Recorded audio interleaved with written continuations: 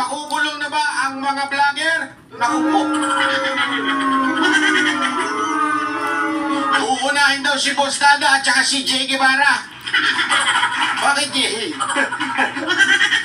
Eto na nga, pag-usapan na po natin ito kasi mainit na mainit po ito. Galing pa po sa oven.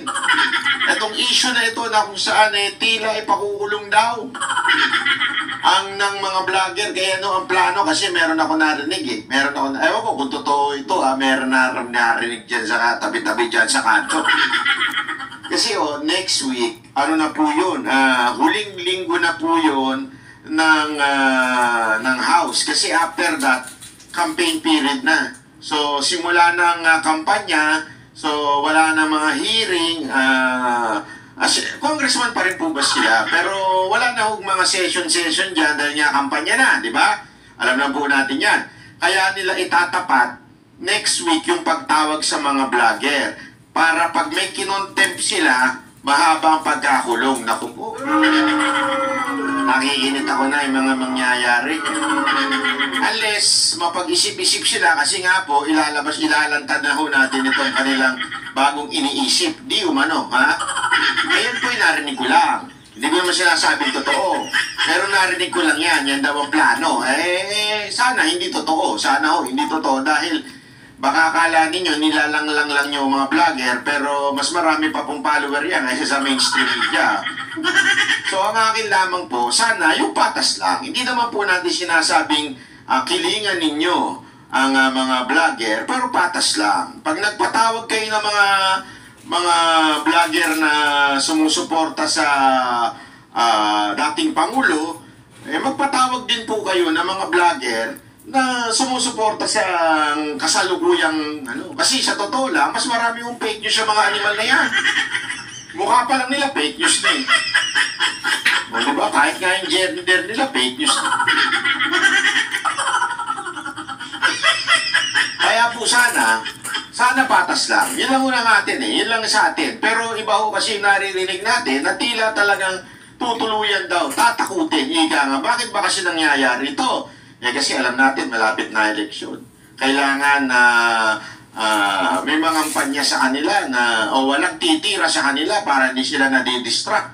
Kaya tatakutin nila itong mga kilalang mga vlogger. Ako po, patay tayo dyan. Hindi po ako kilala, ha?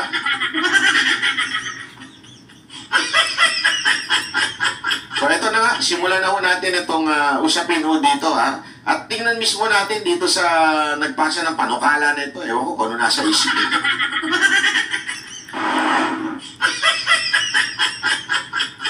Ayan. 61% sa mga na-survey, aprobado po yung ginagawa ng Quad Committee, no? So, ito naman yung... Yan po sa tingin ko fake news.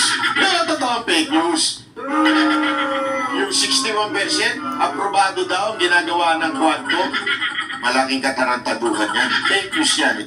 Ito, tinatanong niya po, hindi po siya nagsabi nun. Tinatanong niya po dito sa kausap niyang si Barbers.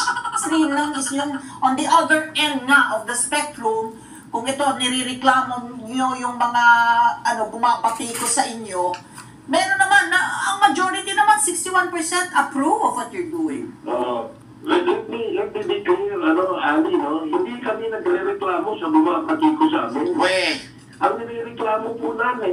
Parang hindi ako naniniwala. Naniniwala ba kayo mga kababayan ang nire-reklamo nila? Hindi daw yung mga bumabati ko.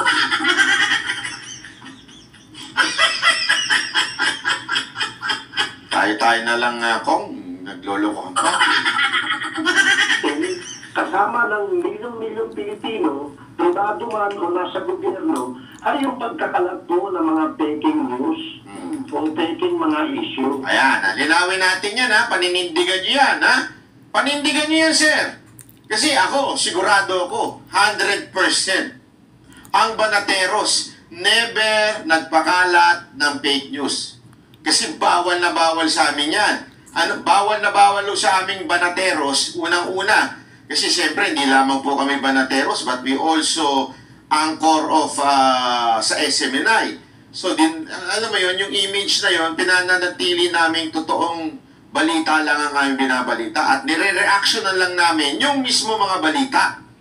So sa amin, kabilin-bilinan ko, bilang kanilang coordinator at founder, sinasabi ko sa kanila, huwag kayong gagawa ng chismis, huwag kayong gagawa ng kung ano-ano, huwag kayong basta-basta magre-react sa chismis.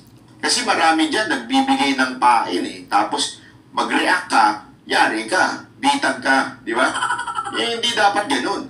Ako, sabi ko sa kanila, before you react, you verify kung yan ay totoo o baka naman kwento-kwento lang. Kaya kami, pag binabasa kami, ang gagawin namin, i-vet namin sa isa't isa. Vet hindi bet. Ginawin ko lang, Dan Fernandez, vet. Sinasabi, eto para lang sa kaalaman yung mga taga-subaybay ng Banateros. Kami po ganyan. Pag meron po kaming nabalitaan, ang pabilin-bilinan ko sa kanila, huwag kayong makikipag-unahan sa reaction. Kasi marami dyan, nakikipag-unahan sa reaction para maraming manood sa kanila. Ang problema, marami dyan ang nanununog. Gawain niya ng mga kalaban. Yung manunog, magpapain ng fake news. Pag nag-react ka, patay ka, ngayon fake news ka. Di ba? Sabi ko sa kanila, it's better to verify it at malate na kayo mag-react, pero at least naandoon yung integrity na ang nire-reactionan nyo lang ay totoong balita. Yun lang.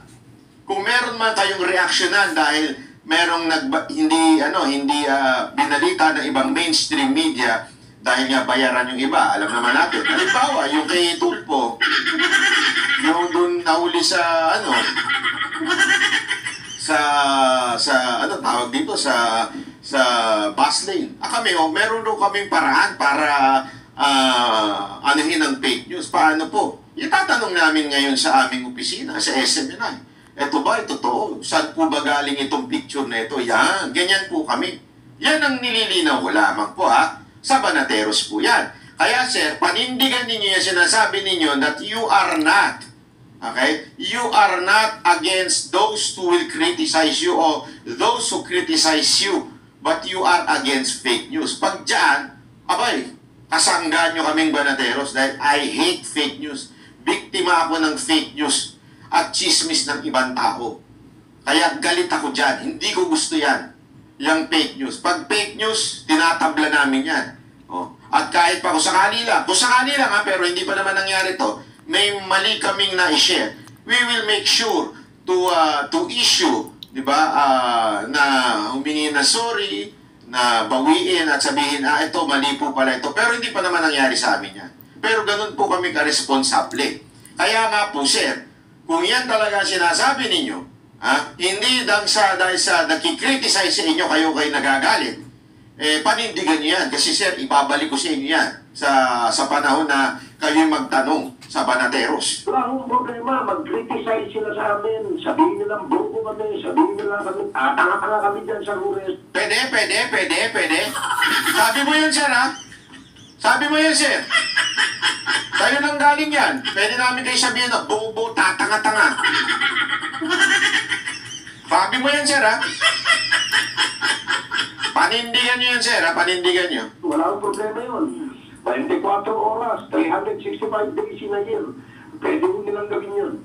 Pero yung magpakalat ka ng fake news na hindi naman, wala naman basihan. Halimbawa, ako, I'm just using the issue that was thrown at me.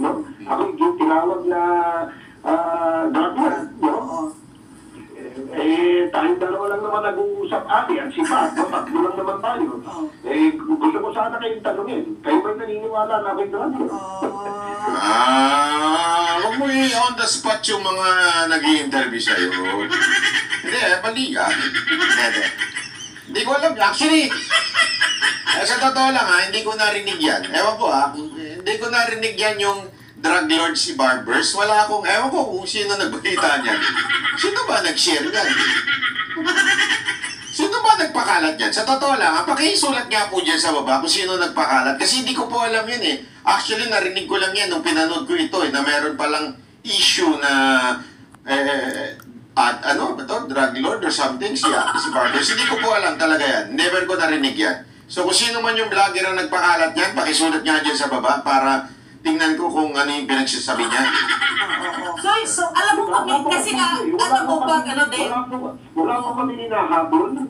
Wala po kami attempt to curtail the freedom of expression and freedom of speech. Di nga. Gusto pa namin palakasin ito. Oh? Pero dapat no, meron pong responsableng pagpapahayag. No? Meron pong Pero may problema tayo dyan, sir. May problema tayo dyan. Mamaya sasabihin ko ano yung problema natin. kita nga disiplina sa atin. Huwag po natin itungo sa mga kabataan, yung mga pagmumura, pambabastos, dahil alam po natin, yung mga anak at mga apo natin, meron pong access sa social media. Sandali ho, sir. Una-una, hindi ho responsibilidad dyan ng mga vlogger. Hindi kasi, I think lumalagpas na po kayo sa responsibilidad ng mga vlogger at saka ng mga magulang. Alam nyo, eto sabi nga nila, naalala ko to yung sinabi ni Jim Carrey. Kilala nyo si Jim Carrey? Yung nagluto ng chicken curry. Si Jim Carrey. Si Jim Carrey, yung sa Liar. O sa Ace Ventura. O nakaluma na yan. Sikat na artista yan Sabi, yung siya, i-introduce niya na si Eminem. Si Eminem, yung palamurang rapper. Alam naman po natin yan. Sabi niya, in English pero tatagalogin ko na lang kasi mahina siya magtagalog Ako na magtatagalog. Wala namang problema sa lyrics ni Eminem kung ang mga magulang ay ginagabayan ng kanilang mga anak. Sa madaling salita, Representative Congressman Barbers, hindi responsibilidad ng mga vlogger na magpakatino. Hindi ko sinasabing kinukonsintin ko yung mga tarantadong vlogger Pero para sabihin natin na yung pagmumura, yung ganito-ganito, hindi ho responsibilidad ng mga vlogger yan na sabihan yung mga bata, huwag kayo makinig. Hindi ho. Responsibilidad ng mga magulang yan na anong ginagawa? Ayun, nagchichismisan sa labas. Anong ginagawa? Ayun, nagsusugal. Kasalanan na ho nila kung marinig ng anak nila sa social media yung pagmumura ng vlogger. Walang problema dun. Tandaan ninyo, sir, whether yan ay nagko-quote ng scripture, nagpipreach, or nagmumura, yan po ay nasa ilalim ng ating konstitusyon as a freedom of expression. As a matter of fact, sir, meron pong jurisprudence dyan na ang I think it was putang ina ay expression. Ibig sabihin, hindi yan illegal, hindi po yan bawal, Supreme Court po nag-desisyon yan. I-google nyo po, sir. Kung ayaw ninyo, itanong ninyo kay Atty. Google. At sabi ninyo, si Dan Fernandez. Meron po yan jurisprudence na yung expression na putang ina ay expression.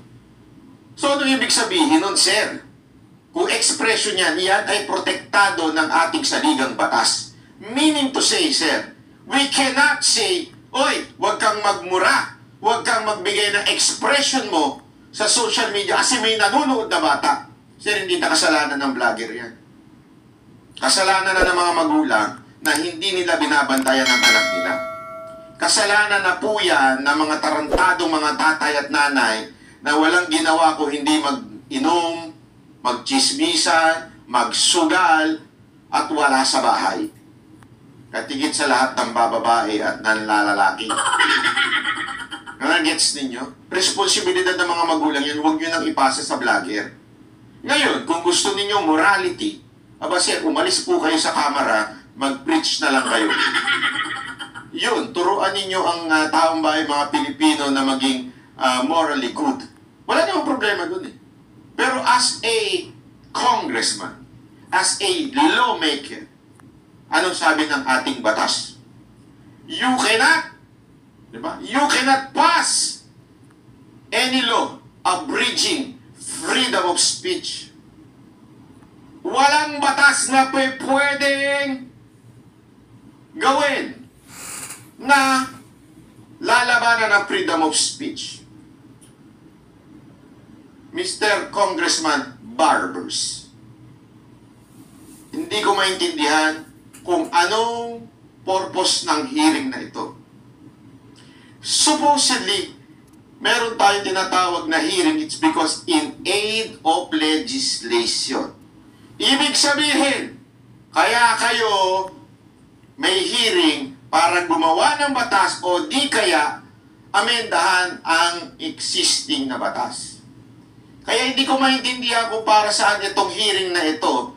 Malinaw pa sa malinaw na nasa konstitusyon natin na ilang pwedeng gawing batas para harangan ng freedom of speech. Ngayon, sir, you might say, freedom of speech is different from libel o kaya malicious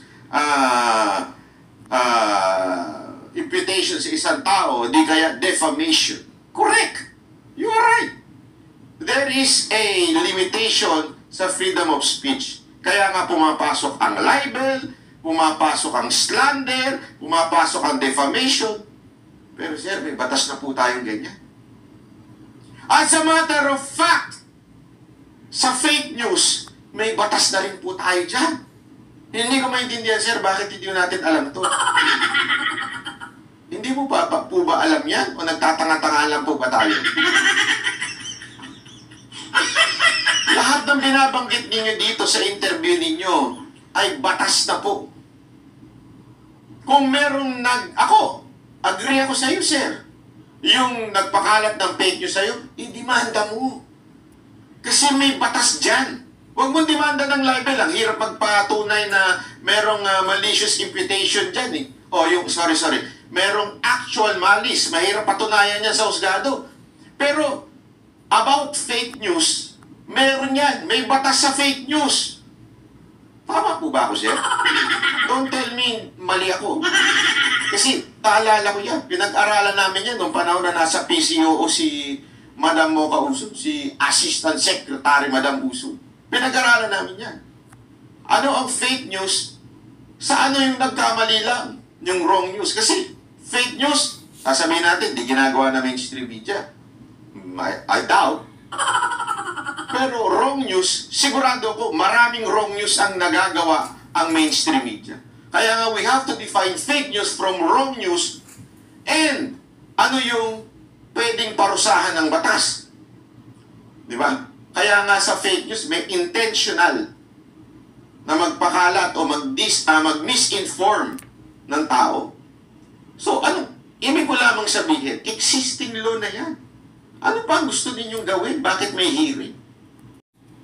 Na ang motibo ninyo ay talaga i-threaten or takutin o warningan ang mga kumakalaban sa administrasyon o di kaya dyan sa peking Panginoon ninyo.